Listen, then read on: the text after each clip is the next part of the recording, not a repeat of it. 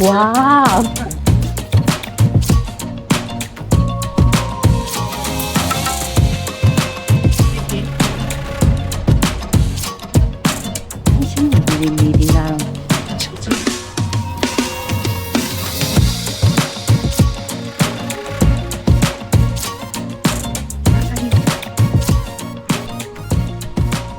Hello, chào các bạn.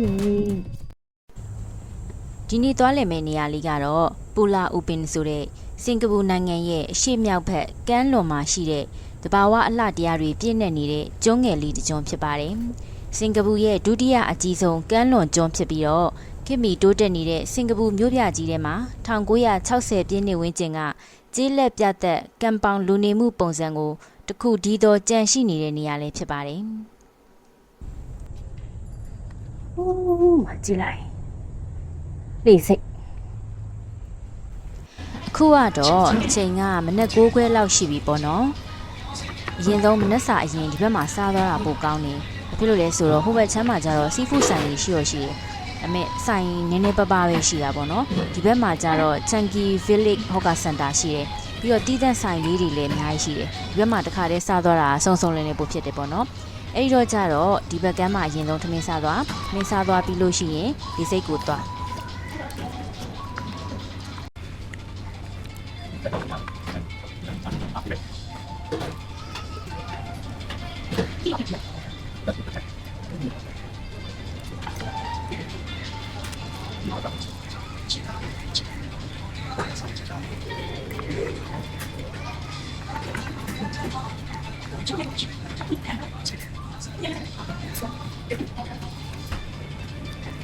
ပြီးရင်တော့ဒီ Changi Village Hawker Center နားမှာပဲရှိတယ်အဲ့ဒီစိတ်ကန်းအဆောက်အဦကြီးอ่ะပေါ့နော်အဲ့ဒီအဆောက်အဦတွေကိုရောက်ပြီဆိုလို့ရှိရင် basement ကိုဆင်းပြီးတော့ပူလာဥပင်သွားမဲ့ဆက်လီတန်းစီတဲ့နေရာမှာတန်းစီရမှာပေါ့နော်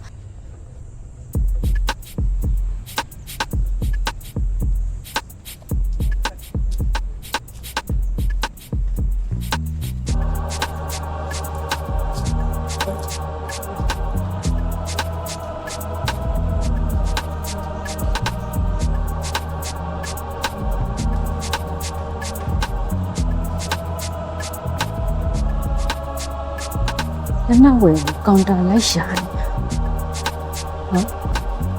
နေနော်ဒီမှာမသိအောက်ကိုဆင်းရမှာ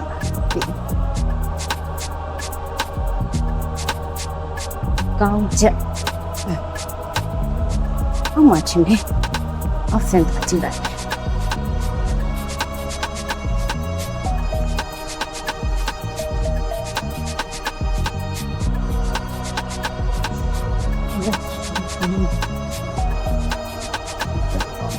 No photo this. Okay, no photo this. Stop. ဒီ basement ဆင်းတဲ့နေရာနေစပြီးတော့ဗီဒီယိုရိုက်လို့မရဘူးတဲ့။အောက်မှာတော့ဘာမှတော့ trade တူမရှိဘူးအဲ့လိုလက်မှတ်တစ်ကက်ရောင်းတဲ့နေရာပဲရှိတယ်။အဲ့ဒီကိုရောက်ပြီဆိုရင်လက်မှတ်ကဝယ်စရာမလိုဘူး။ तू ကအဲ့ဒီသူများတွေတန်းစီတဲ့နေရာမှာပဲလိုက်တန်းစီလိုက်ပြီးတော့သူတို့သွားတဲ့အတိုင်းလိုက်ရုံပဲပေါ့နော်။အဲ့ဒီမှာတယောက်ကိုစင်ကာပူဒေါ်လာ$4သူကငွေသားပဲလက်ခံတယ်ဘဏ်ကတ်နဲ့ပေးလို့မရဘူးပေါ့နော်လှေပေါ်ရောက်တော့မှအဲ့ဒီလှေမောင်းသမားကိုငွေသားအကျွေးဓာတ်ရိုက်ပေးရတယ်ဒါကြောင့်မို့လို့အကျွေးလေးတွေစောင်းသွားတဲ့ပေါ့နော်ဟိုဘက်ရောက်လို့ရှိရင်လည်းငွေသားနဲ့ပဲဝယ်လို့ရတယ်ဒါပေမဲ့သူကလူမပြည့်သေးရင်တော့မထွက်ဘူး။ तू ကအချိန်နဲ့ထွက်တာမဟုတ်ဘူး။လူနဲ့ထွက်တာလူ12ယောက်ပြည့်ပြီဆိုမှထွက်တာပေါ့နော်။လူ12ယောက်ပြည့်တာနဲ့လှေမောင်းသမားလှေပေါ်တက်ဖို့ခေါ်လိုက်မယ်။အဲ့ဒါဆိုတက်သွားပြီးလိုက်သွားရုံပဲ။လှေပေါ်ရောက်တော့မှပတ်စံပေးရုံပဲ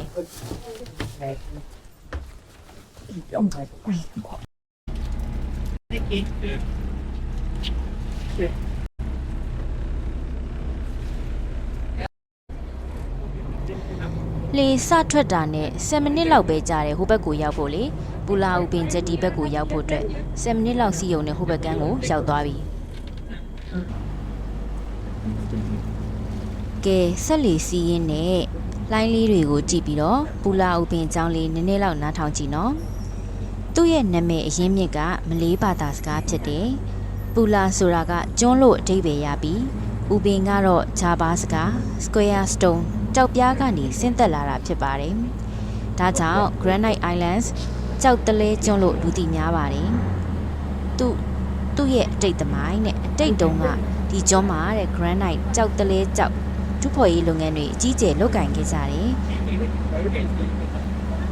စင်ကာပူရဲ့ထင်ရှားတဲ့ Johor Causeway မလေးရှားနဲ့စင်ကာပူကိုဆက်သွယ်ထားတဲ့တရားကြီးကိုလည်းဒီကျွန်းကထွက်တဲ့ကြောက်တွေနဲ့တိစောက်ခဲ့တာဖြစ်ပါတယ်1980-80 ဝန်းကျင်မှာတော့ကြောက်တူးပေါ်ရေးလုပ်ငန်းတွေရပ်ဆိုင်းသွားခဲ့ပါတယ်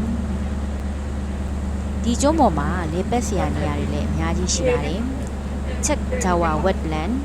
သူကကျွန်းရဲ့အရှေ့ဘက်အစွန်းမှာရှိပြီးတော့ဂေဟစနစ်6ခု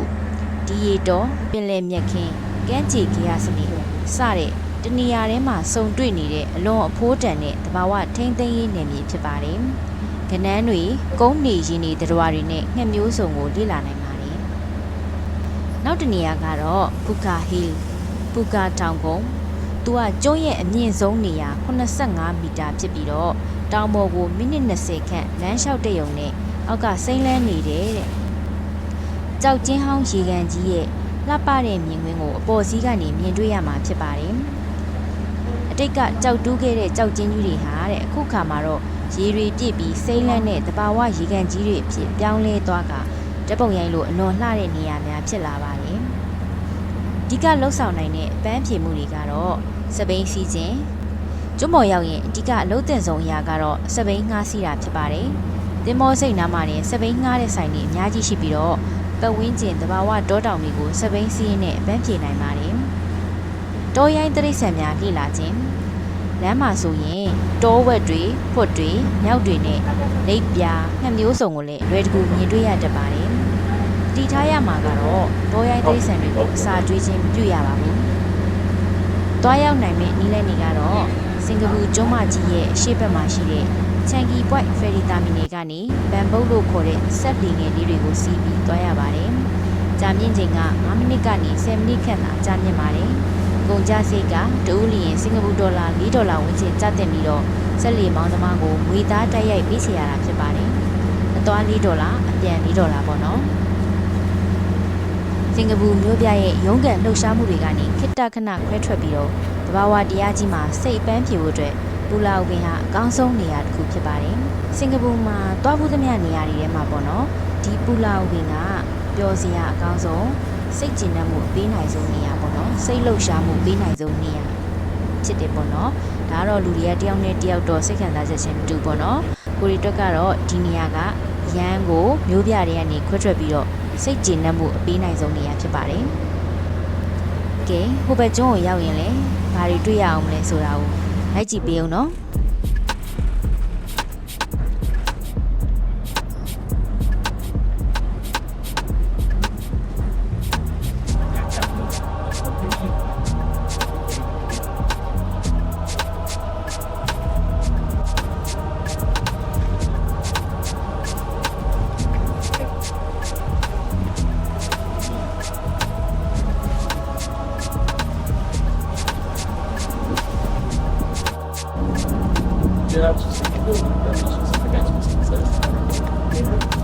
Whoa. Sweet.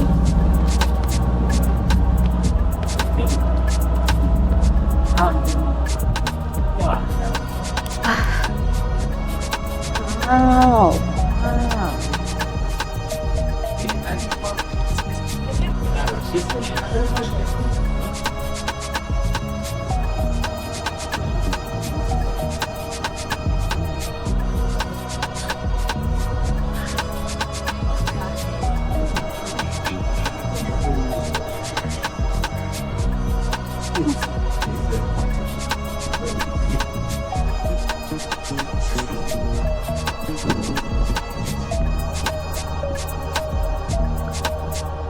Find a new account.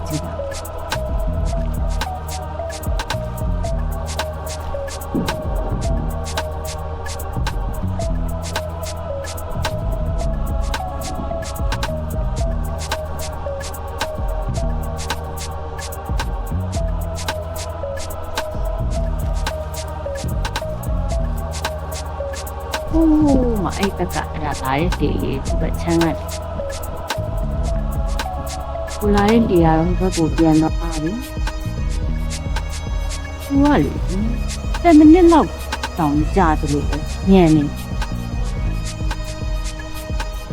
ဟိုးဘက်မှာမလေးရှားဘက်ကတောင်နေဖြစ်မယ်ချင်ဒီရင်တစ်စီးလေးချက်ပါဆန်ကြီးအပေါ်နာဆိုတော့ဒီနေနေကအမြဲတမ်းချက်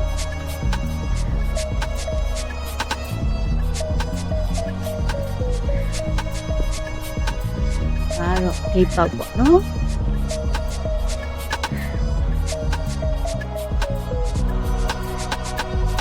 Welcome to Pulau Ubin. Pulau Ubin ကနေကြိုးဆိုရတယ်။ကဲကြည့်ကြည့်ရအောင်။ဝေါ။ပြန်ဆက်ပြီးလို့တော့ဒီတော့တူပြီ။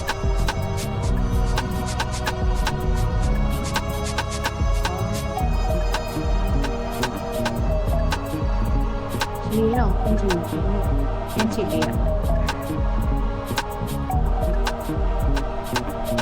ဒီနေရာဒီဗီဒီယိုစက်တိုက်ကိုပြန်လာ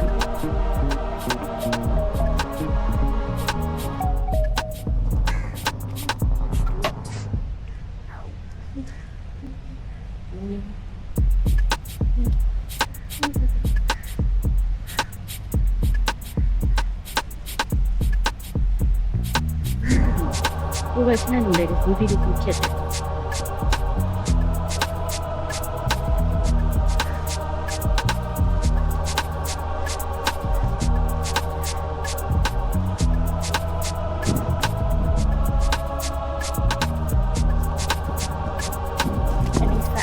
Neta.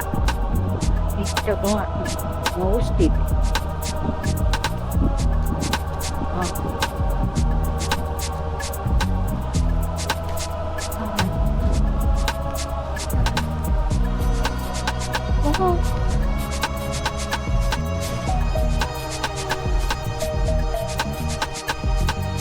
Wala akong kwari ko, no? Hindi yun. Ay. Wow. Wow.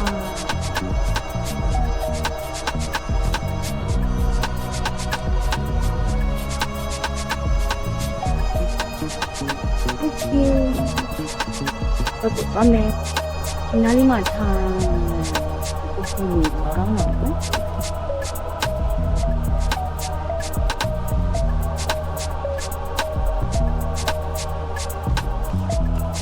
Mati Luma ano ba?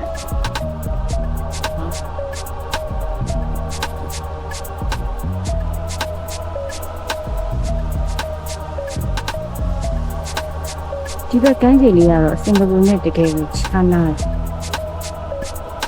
Right. Ni bo. Di ba?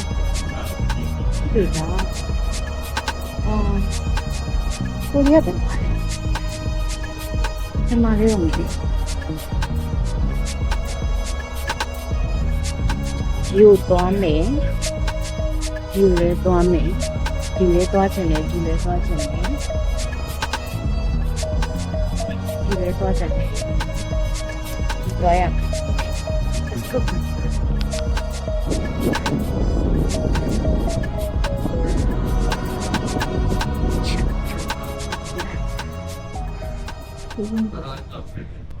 Tức thì sao thì cái cá này có gì vậy người ta vậy vậy mình chỉ nên thì cái cá này nhất to cái bên nào cũng chịu cái xóa đấy cũng sắp bị xóa đấy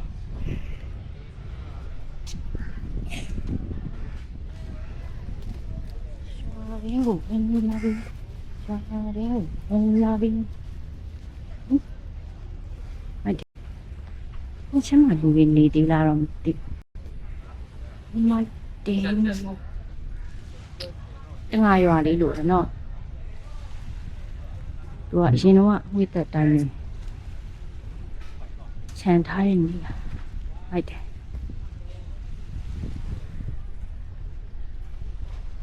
Okay. ပိန်သွားငါမယ်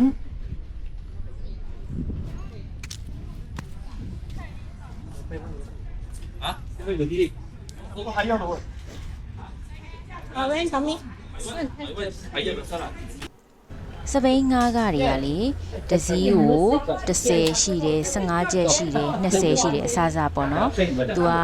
နည်းနည်းဒီလိုအဟောင်းမျိုးဆိုလို့ရှိရင်တော့လေစီးတက်တာတယ်ပေါ့ဒါပေမဲ့စီးလို့တော်တော်ကောင်းပါတယ်အဆင်ပြေစီးလို့အဆင်ပြေပေါ့နော်ဒါမှမဟုတ်သူကနည်းနည်းအသစ်တို့နည်းနည်းသူတို့ brand ကောင်းကောင်းတို့ဘာလို့ဆိုလို့ရှိရင်တော့အဲ့လိုဈေးပုံမြင့်သွားတာအဲ့လိုကွာသွားတာပေါ့နော်သူကဒီဥစ္စာကတဏီကုံပေါ့ one day the whole day စီးလို့ရတယ်ပေါ့နော် 行啊，来来，可以吗？OK 啊，帮你转。哎呀， Yeah, you better try and test it. 有没有脚车吗？Lady back，等到了声，你 try 看。高度可以吗？哈高度，你做看是高还是低啊？帮你标。可以了哈，10块整天了。 I don't understand 啊，等到了one day， okay try first နော် 可以 try。 哎go 咦哎呀 push not strong not strong okay okay လေးရောလေးနည်းနည်းပြားနေသလားမသိဘူးတန်တန်တန်တန်တန်တန်တန်တန်တန်တန်တန်စပင်းကနည်းနည်းတော့အိုနေပြီ okay not so bad 跟他对了，OK。 okay okay pay now need to pay 啦哦 okay 那当然。 hello 这边叫谁来对呢？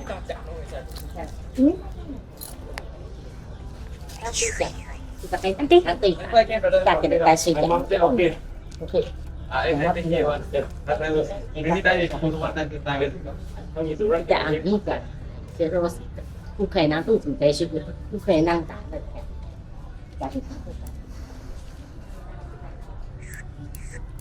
我想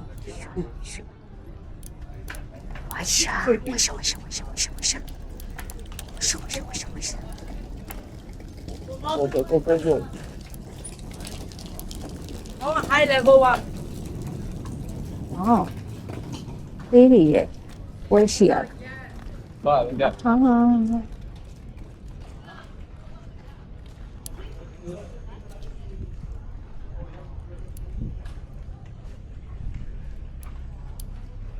哦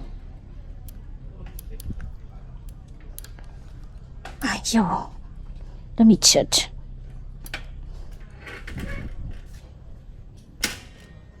okay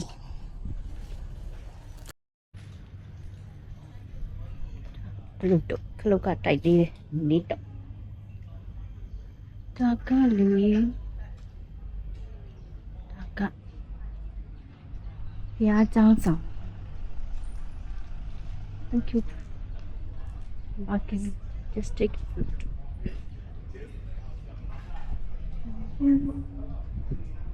donation pouch or donation tree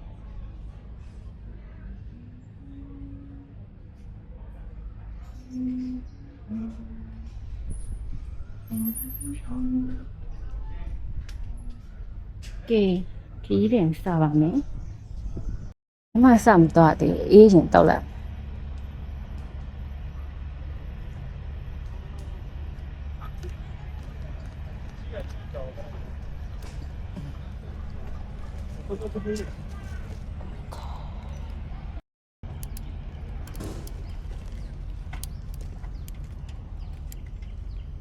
ငါလည်းအရင်လေးရိုက်ခဲ့တာရောက်သွား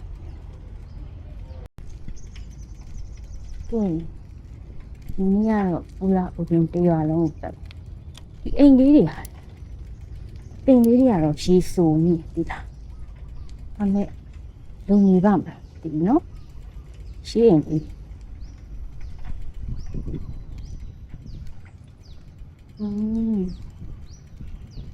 ဒါပါလေးတွေလေ လက်ကွန်းလေးတွေလည်းရှိတယ်တကယ်ရွာလူနေတွေဗျဟိုဘက်မှာအင်းကြီးလာတန်းထားတွေ့အုံးကျူအမို့တေချောက်ထဲကိုရောက်လာwow can I go can I do this I'm just going to see if it's stay or not wow မလေးလူလူလမ်းနဲ့စိတ်နဲ့တော့ပန်လေးတန်ကြားရတော့လက်ဝါလိုက်ပြဝါလေးလှဝါဟိုင်ဘုရားကလည်းဆန်းထားပြီပြုံးနော်ဆန်းပြတာဟာလားလူအန်စီတော့ပါดูน้ายังเจนนี่เลยไอ้ตัวว้าวหน้าเป้ารีบคนได้จะดูสิว้าว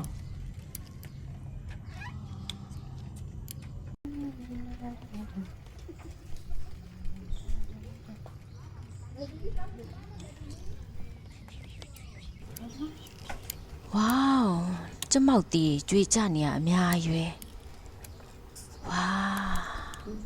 wow ကြည့်လိုက်ကျမောက်တီခြံကြီးနဲ့တူတယ်ကျမောက်တီပင်နေကြီးပဲမိုက်တယ်ဝါ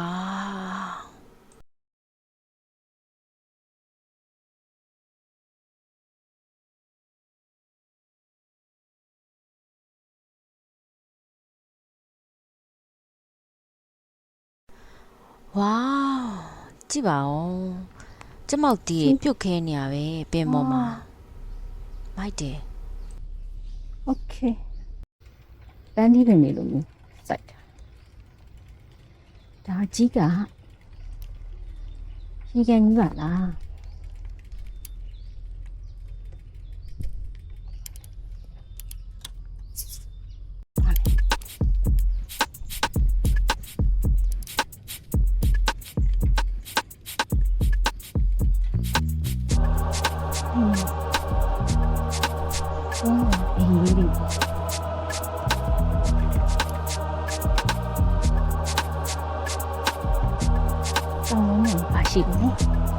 ကောင်း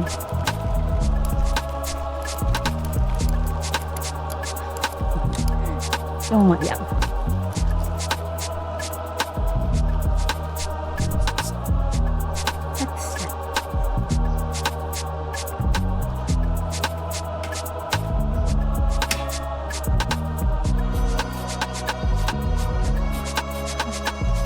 哇，离这样。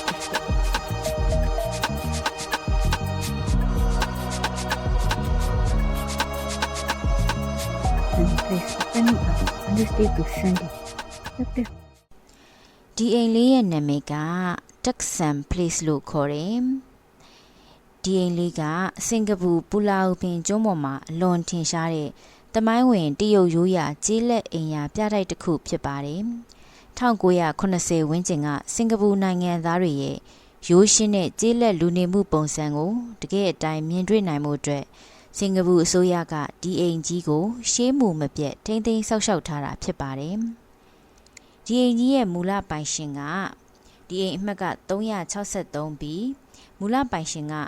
မစ္စတာချူတက်ဆန်းဆိုသူတရုတ်မျိုးသားတို့ကပိုင်ဆိုင်ခဲ့တာဖြစ်ပါတယ်။သူဟာကျွန်းရဲ့ရွာလေကောင်းမှာတက်ဆန် Provision Shop လို့ခေါ်တဲ့ကုန်စုံဆိုင်တစ်ဆိုင်ကိုဖွင့်လှစ်ထားခဲ့ပြီးတော့ကျွန်းပေါ်ကကြောက်တူးပေါ်ရေးလုပ်ငန်းခွင်တွေစီကိုကုန်ပစ္စည်းတွေထောက်ပံ့ပေးခဲ့သူဖြစ်ပါတယ်။ဒီအိမ်ကြီးထဲမှာမစ္စတာတက်ဆန်းရဲ့မိသားစုမျိုးဆက်30တိုင်အောင်1980ခုနှစ်ကနေ2005ခုနှစ်အထိနေထိုင်ခဲ့ကြတာဖြစ်တယ်။သူတို့မိသားစုဟာတဲ့ဒီအိမ်ကြီးဘေးမှာကြက်ဘဲမွေးမြူရေးလုပ်ငန်းနဲ့ဟင်းသီးဟင်းရွက်စိုက်ပျိုးရေးလုပ်ငန်းတွေကိုလုပ်ကိုင်ခဲ့ကြပါတယ်။2005ခုနှစ်မှာတော့ကျွန်းပေါ်ကမွေးမြူရေးလုပ်ငန်းတွေကိုရပ်ဆိုင်းလိုက်တာကြောင့်မစ္စတာတက်ဆန်းရဲ့မိသားစုကစင်ကာပူကျွန်းမကြီးကိုပြောင်းရွှေ့နေထိုင်ခဲ့ကြပြီးတော့အိမ်ကိုတော့စင်ကာပူအစိုးရထံကိုပြန်လည်လွှဲပြောင်းပေးခဲ့တာဖြစ်ပါတယ်။ ယနေ့ခေတ်မှာတော့ပြတိုက်အဖြစ်ပြောင်းလဲအသုံးပြုနေတာဖြစ်ပါတယ်။စင်ကာပူအမျိုးသားဥယျာဉ်များအဖွဲ့ကဒီအိမ်ရဲ့မူလလက်ရာတစ်သားအဆောက်အုံဘိတုကလက်ရာတွေကိုမပြတ်စည်းအောင်အနှဲငယ်သာပြုပြင်မွမ်းမံပြီးတော့လေပတ်စရာပြတိုက်တစ်ခုဖြစ်ပြောင်းလဲခဲ့တာဖြစ်ပါတယ်။အိမ်ထဲမှာဆိုရင်1980ပြည့်နှစ်ဝန်းကျင်ကသုံးခဲ့တဲ့ရိုးရာပရိဘောဂတွေအိမ်သုံးလျှက်စစ်ပစ္စည်းဟောင်းတွေမိဖို့ကြောင့်သုံးပစ္စည်းတွေနဲ့ဓာတ်ပုံဟောင်းတွေကိုပြသထားတာဖြစ်တယ်။ဒီပစ္စည်းအများစုဟာကျွန်းပေါ်မှာတကယ်နေထိုင်ခဲ့မှုတဲ့ဒေသခံဟောင်းတွေကလူဒန်းထားတာဖြစ်ပါတယ်။တိတ်တုံးကပူလာဝင်ကျွန်းမှာတဲ့အစိုးရမီးလိုင်းမရှိသေးတာကြောင့်ဒေသခံတွေကဒီဇယ်အင်ဂျင်မီးစက်တွေနဲ့ညဘက်မှသာမီးရရှိခဲ့ပုံရေတွင်းရေကိုခက်ယူသုံးဆွဲခဲ့ကြပုံတွေကိုဒီအိမ်ထဲမှာလေ့လာနိုင်ပါတယ်။ ရှိတော့ကစ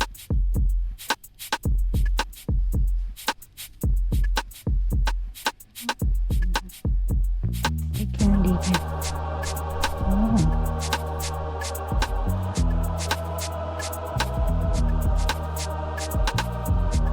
တန်က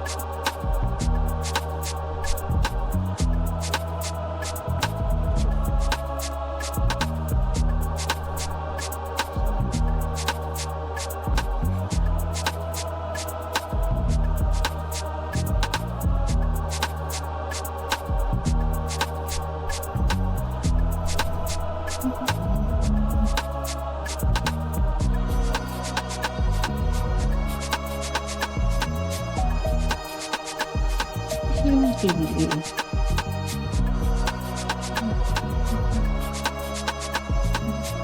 မာနအထန်တကန်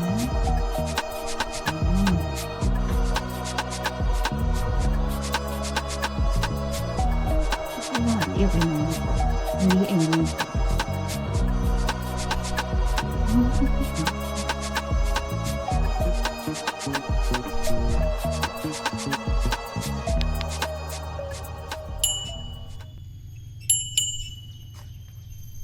သူတို့ကတော့1980ခေတ်ဟောင်းတုန်းကအိမ်တဲ့တကယ်တော့လေမြန်မာပြည်မှာတော့အခုထိအဲ့လိုအိမ်တွေအများကြီးရှိသေးရဲ့နော်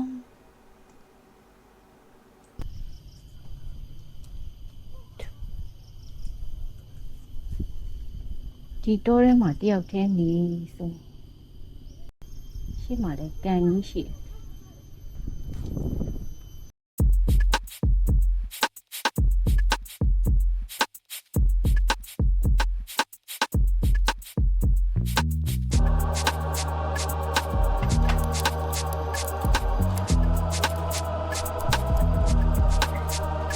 ရောက်ရေကန်နဲ့ရှလောဆိုရောက်သွားပုတ်ပိဖြစ်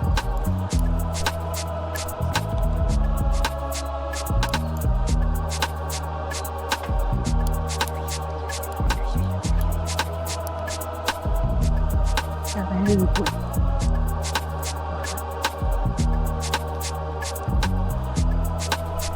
ကြာကန်ဟယ်လိုကြာကန်ကြီး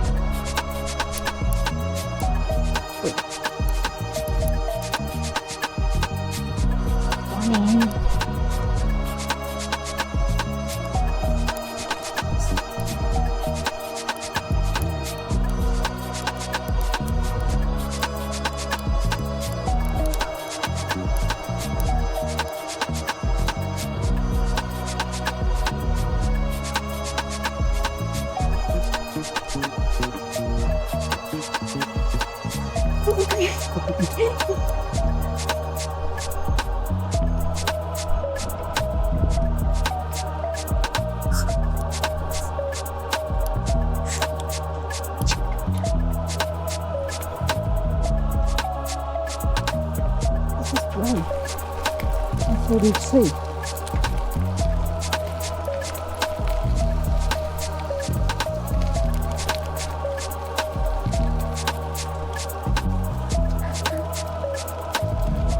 Wow အဲ့လူတွေကဘာလုပ်နေလဲမှတ်လဲအဲ့ဒီတောတွေကနေသူတို့ကောက်လို့ရတဲ့ဒူးရင်သီးကလေ3-4 လုံးလောက်ရှိတယ်အဲ့ဒါထိုင်စားနေကြတာမိုက်တယ်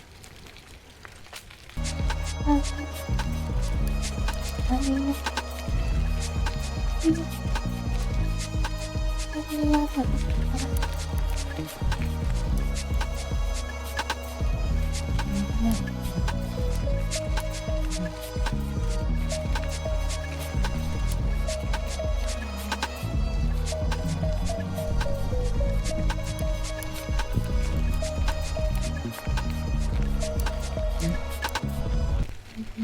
လေးနည်းနည်းပူနေတယ်ဆိုပေမဲ့လေတော်တော်လေးကိုစပိန်စီးလို့ကောင်းတယ်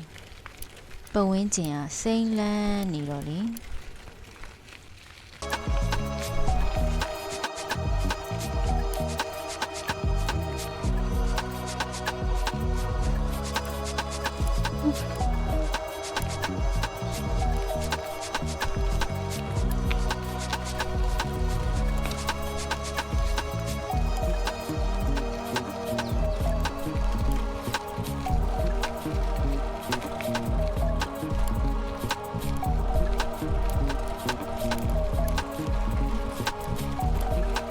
1 2 3 stop 2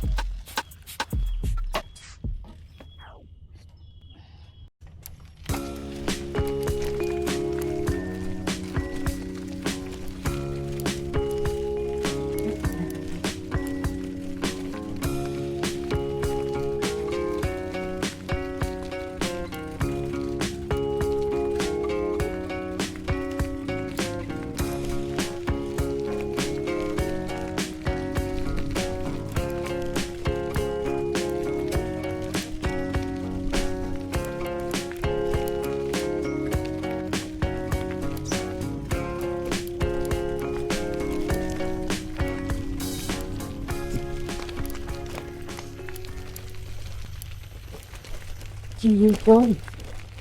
ဒီချောင်းကတက်လာတယ်နော်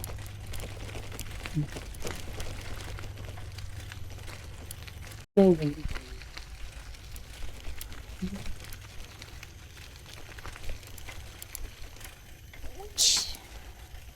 မောင်လိုက်တော့ဒီလမ်းဘွက်ထောက်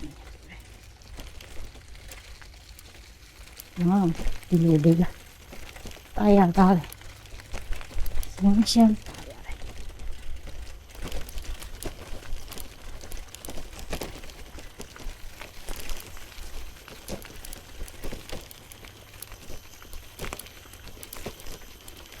ဂုံတက်ပါဗျာဂုံတက်ပါတော့နှစ်ပါတော့နှစ်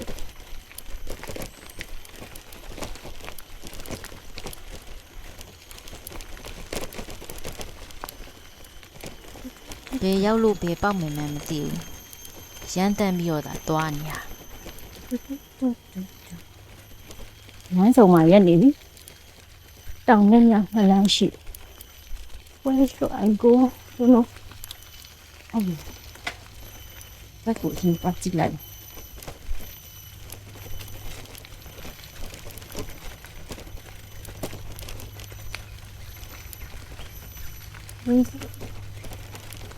Okay. Okay. Wow. Amazing. Finally. I see ocean. Pulang melau sudah lupa. Right. Wow. Okay, chỉ lại bảo. Chả melau lah. Kayak ni. Wow.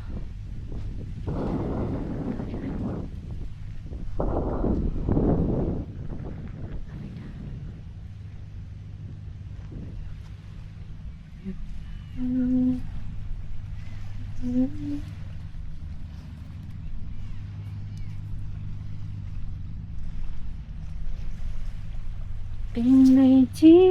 dây mà càng tu lòng mà ya quên lấy nha ta đâu tốt có lấy đó cái đi luôn đừng đừng có sự khác mà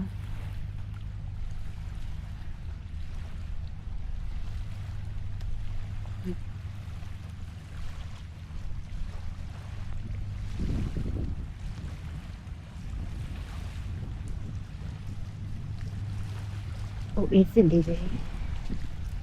잘 가야 해.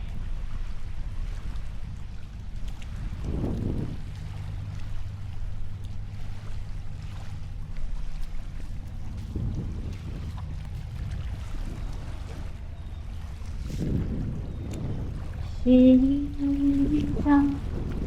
多有是什么？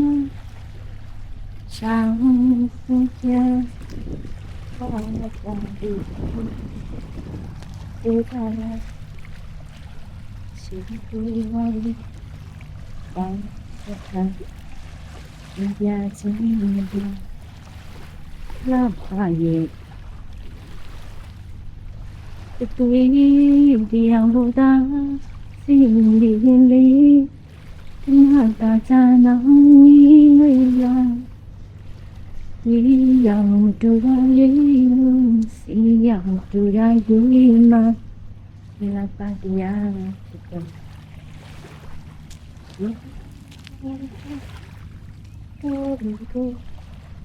我几分了，想种下。让来打入生长，情度让你当思考，一万真的让大约的样子，对的样孤单，心里跟那大家能因为了。对呀，就大水路，对呀，就大水。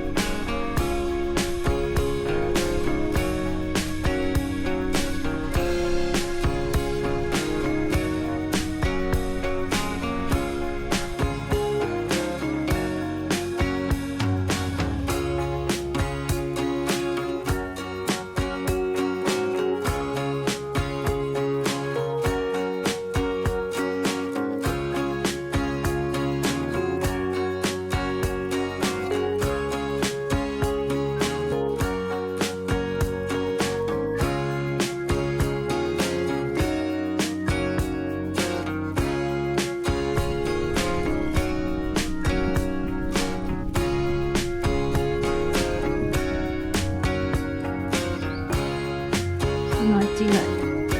ဒါလေးဆိုရင်လူကမနေဘူးပုတ်ခတ်တယ်။အိမ်ဆောင်းငါတန်နေကြွေနဲ့ပါရတယ်။ လူရဲ့ဘဝကခဏပန်းမိတော့တစ်ခုလိုပါဒီနေ့ကြတော့ပြပုံဖြစ်မှာဆိုင်ကဘူးတဲ့တမိုင်းတွေသာဒီနေ့တီးလာမှာမင်းကြောင့်အားလုံးပျော်စီပေါ့ကွာဘဝကအနေမြင့်ရှိတယ်လေနှိမ့်ချတတ်ပါစေဘယ်တော့မှရှုံးမှုกว่าညီလေးရာဒီနေ့မင်းကြောင့်ပြောချိန်မှာလူတွေဝမ်းမြောက်ရစီပါကိုရဲ့တမိုင်းကြောင့်ကိုသာရေးပါအောင်မြင်မှုကြီးမားမမရရင်နေပါလူတွေကိုမင်းကြောင့်မြဲရင်မကြစေနဲ့ပေါ့ကွာရန်သူတစ်ထောင်လဲကြဖို့မင်းမဆွဲနိုင်လဲကွာလူတစ်ယောက်ကိုဆွဲထူပါ ရိတ်တွေအကုန်ကွယ်နေရကြတော့လေနေပြောင်မထိုးတော့အေးနေ Oh my god ရှင်းမှာမန်ကီတစ်ကောင်ရှိတယ်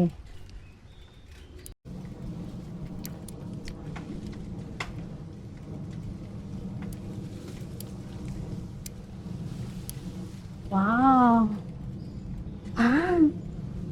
မန်ကိုတော့ဖြစ်ပုံမန်ကီဝါးone more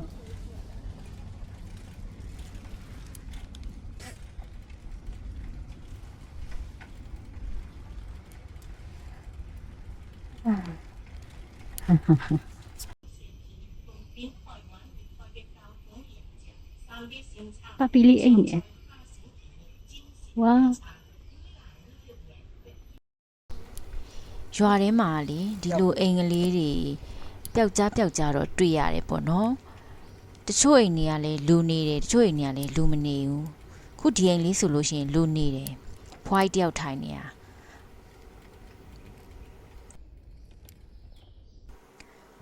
ရှာရှိတာဘသူမှဝင်မစည်းတဲ့တိုးထဲဝင်ပြီးတော့စပိန်ဝင်စီးတာဒီတွေကဘသူမှဝင်မစည်းဘူးစပိန်စီလန်းလည်းမဟုတ်ဘူး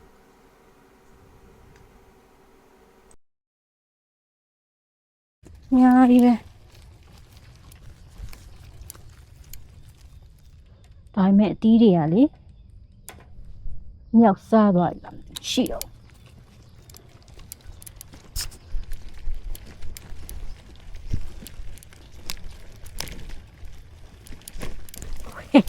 လက်တစ်ဖက်ဆုပ်အမလီလူမရှိတဲ့နေရာတွေရှာရှည်ပြီးဝင်တာဇောတိကထွက်လာလှမ်းလိုက်တာသူတို့တွေကလေဒီလူမရှိတဲ့နေရာနားမှာနေကြလေလူတန်ကြတော့သူတို့လည်းလက်ငါလက်နှစ်ယောက်လက်ဟိ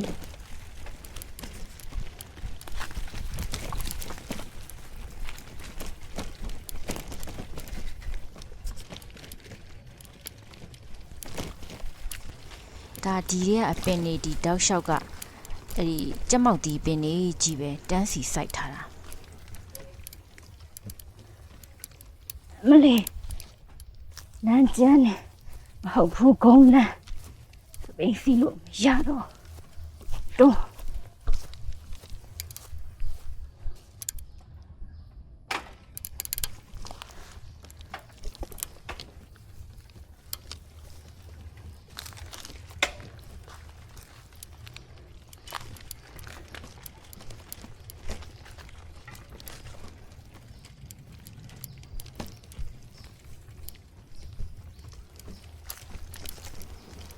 ကြောက်နဲ့ဖြတ်တာခုနကတော့ဒီနားလေးကနေထွက်လာအဲ့ဒီဇောတိကလေ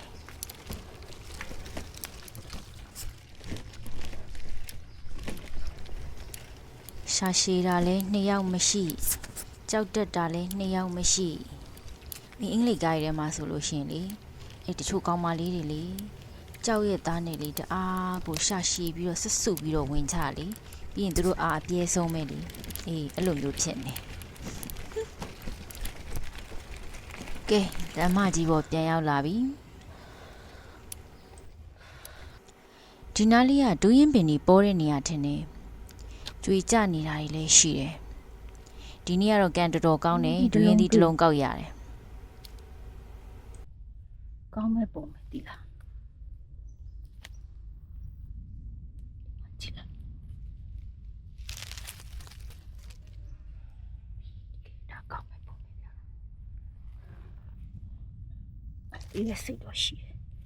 ဒီလက်စိတ်တွေရှိဖို့ထောက်တော့ကောင်းလို့နေမှာ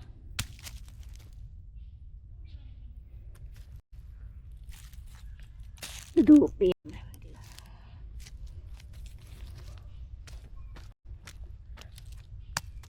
ဒီလက်စိတ်ခါ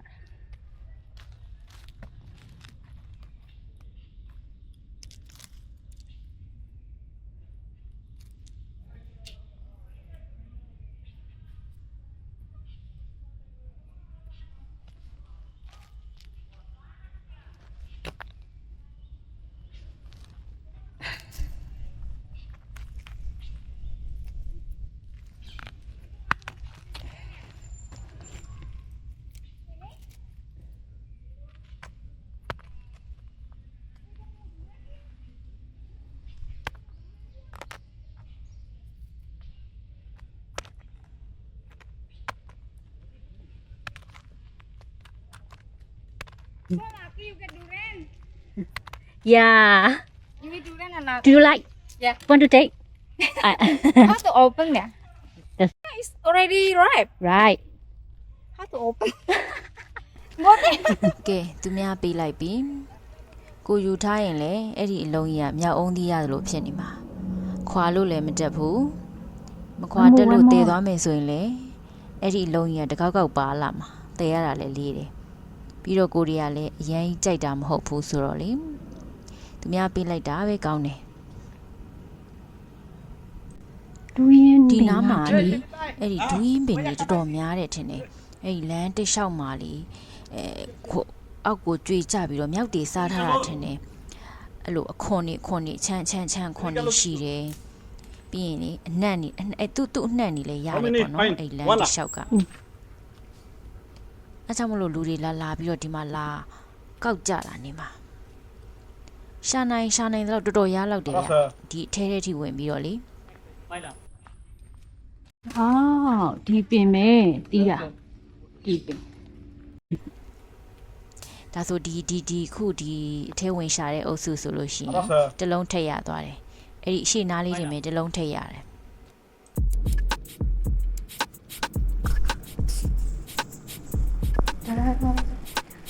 Hey, monkey. That's your baby. Bye. Hello.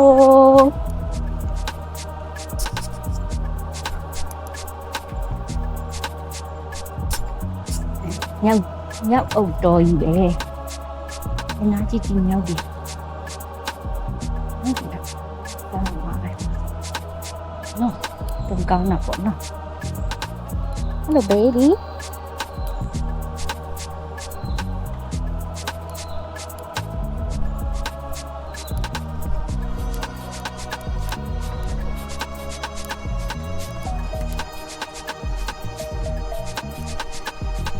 Bóng phanh lên một căng này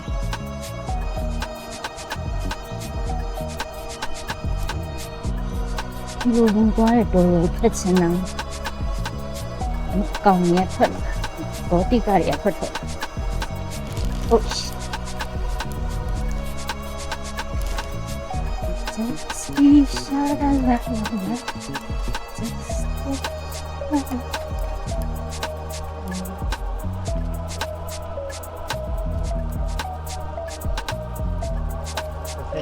What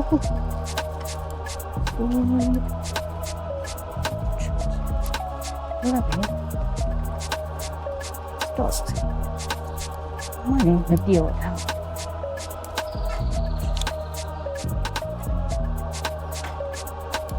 Go.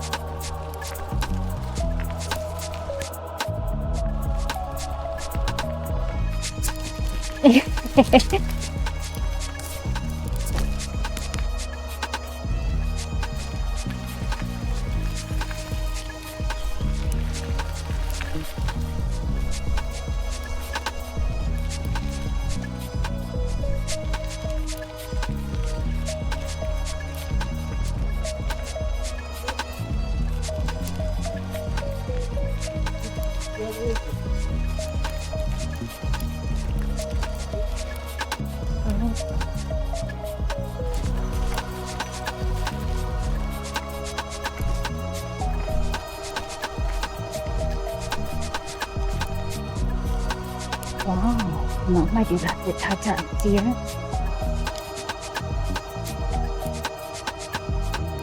Okay.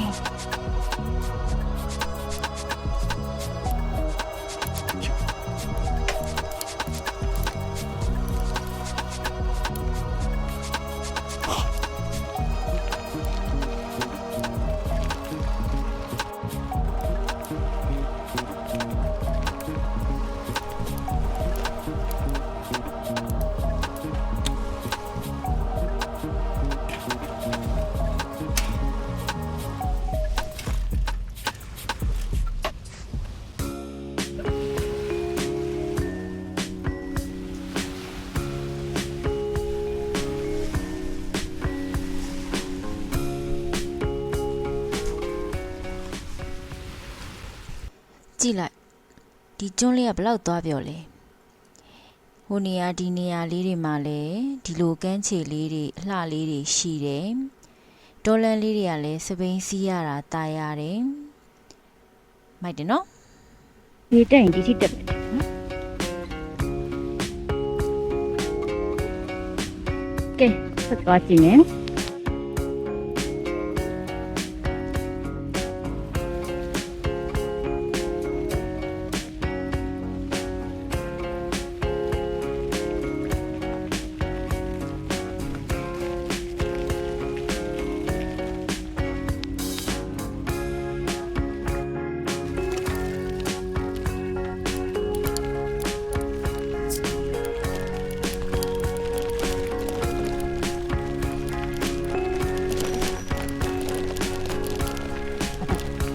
Oh my god,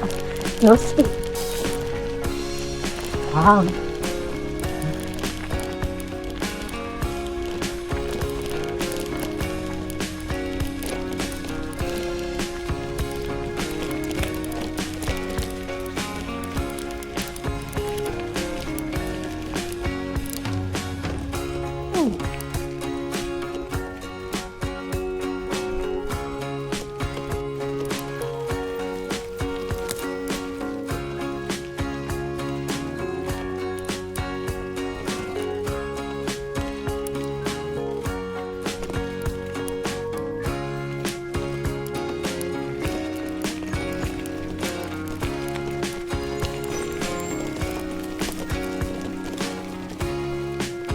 这边吧。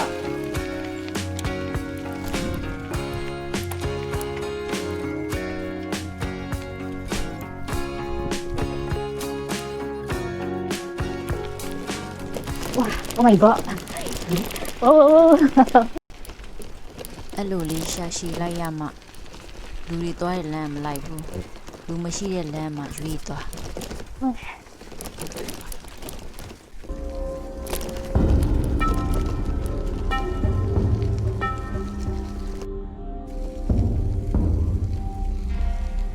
Wow. Mira pula. Thấy chả lại.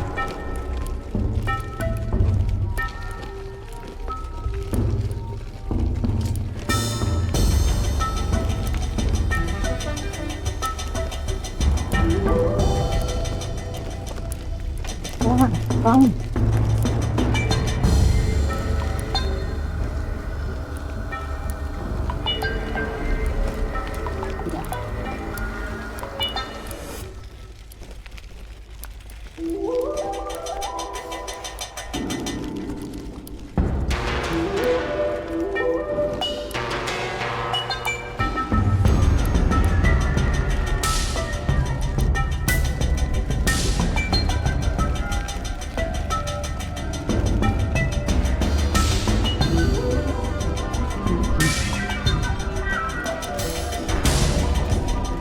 Wow. Nó chi rồi. Chứ lại đi bên nhà đi. Xí mì.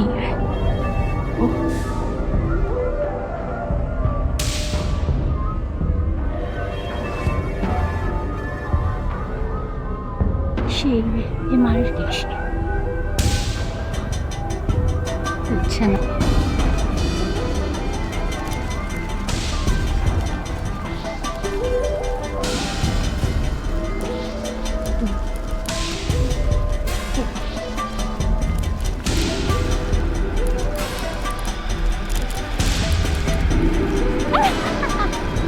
Ở thôi anh ơi.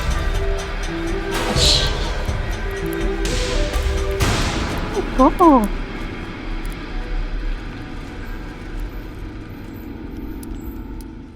My head.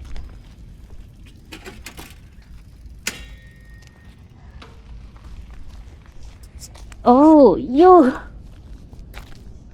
重新升级了。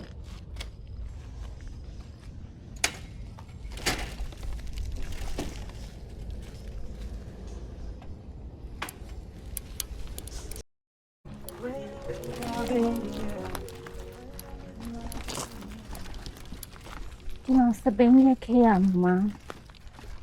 ဟင် နည်းနည်းလေးတောင်းမတက်ရမယ် It's okay good တော့ခရအောင်တော်လည်းမပါပါဘူးရေဘူးခုနရေဘူးရေဘူးခွဲထည့်ပြီးတဲလာလို့ရတယ်ဆိုရင်ကဲထားခဲ့မယ်ဟောင်းထားခဲ့လိုက်ဒါထားခဲ့မယ်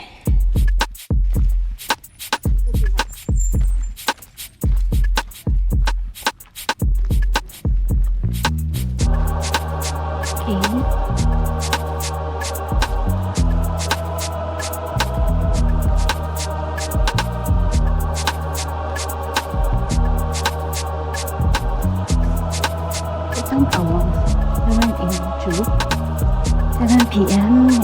No basket.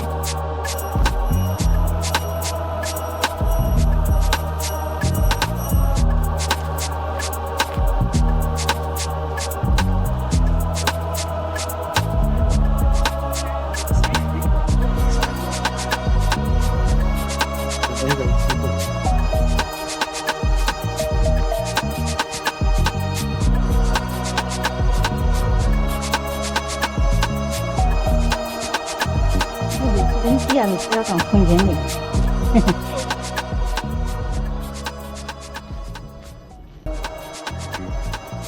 Wow. Sila, jiran untuk kata. Itu mungkin ada, oh jiran untuk kata. Lu untuk kata.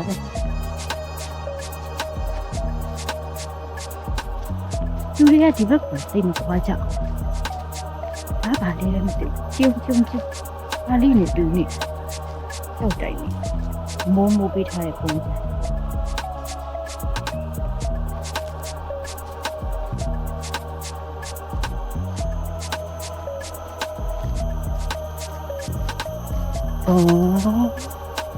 ဘူးစလုံး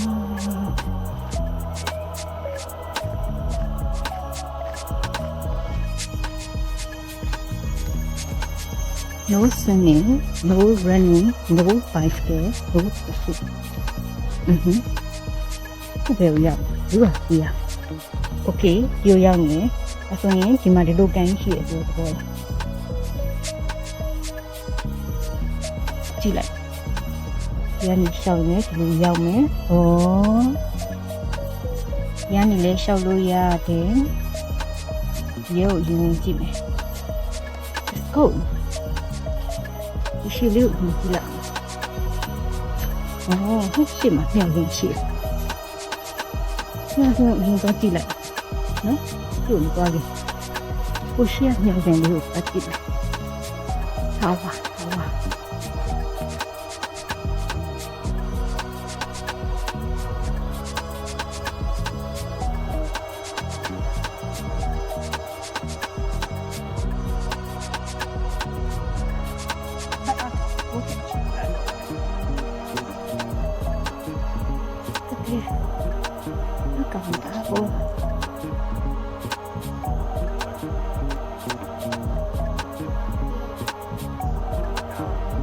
Look at that guy.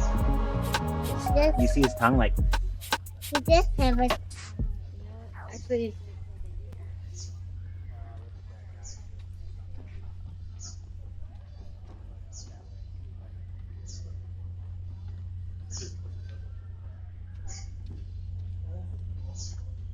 Kita awal buat sini. Wani ni pelau.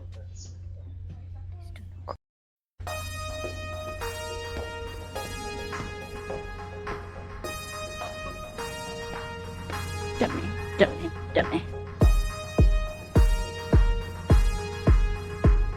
Shunu dori man pau de pe.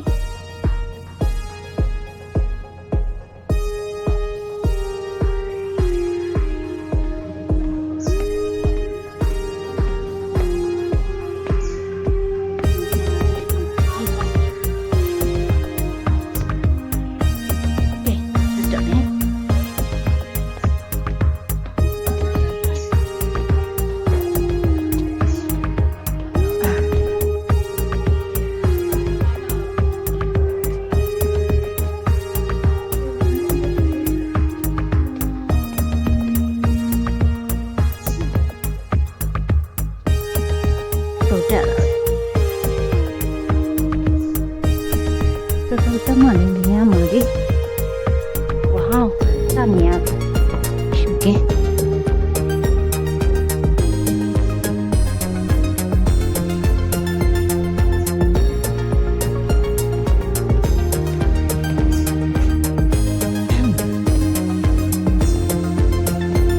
ဟေးတော်မောလေ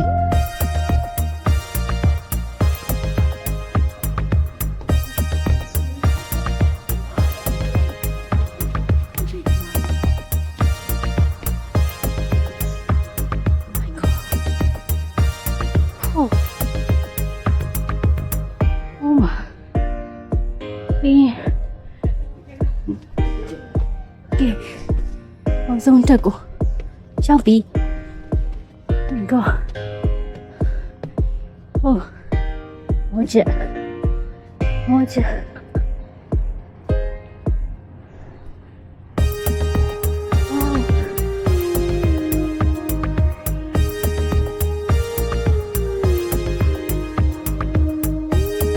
ကဲဒါကတော့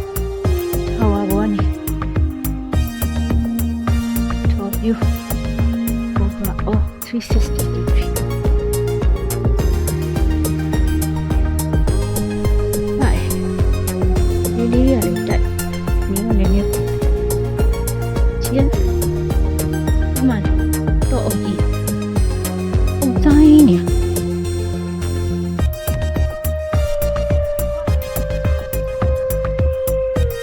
Okay, let's go.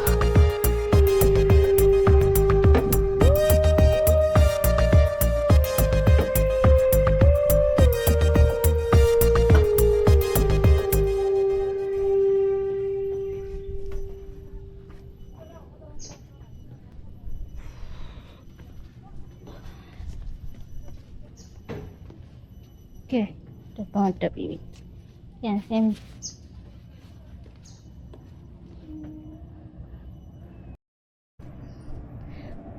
Mau mà liêm vậy? Wow.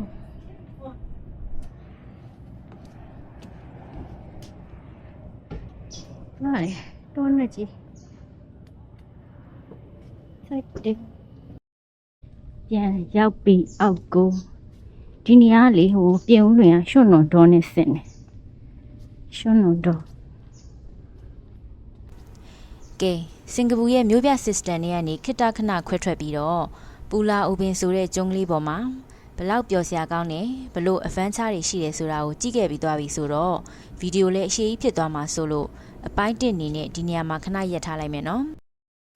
နောက်လာမယ့်အပိုင်း2မှာလည်းပျော်စရာကောင်းတယ်စိတ်လှုပ်ရှားစရာကောင်းပြီးတော့ adventure ဖြစ်တဲ့အပိုင်းတွေပါဝင်တဲ့အတွက်ဆက်လက်စောင့်မျှော်ပေးအောင်နော်